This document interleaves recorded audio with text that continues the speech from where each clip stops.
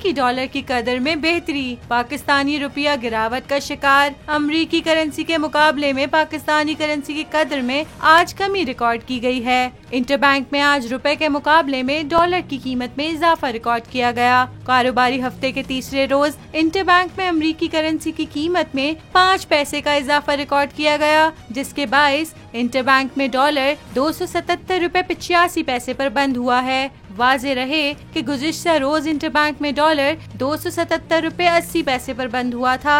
दूसरी जानिब Pakistan stock exchange में भी मंदी का रुझान है।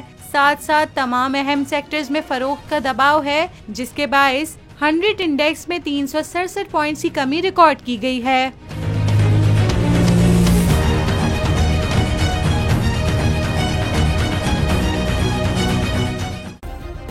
सब्सक्राइब करें और बेल दबाएं ताकि कोई खबर रह न जाए।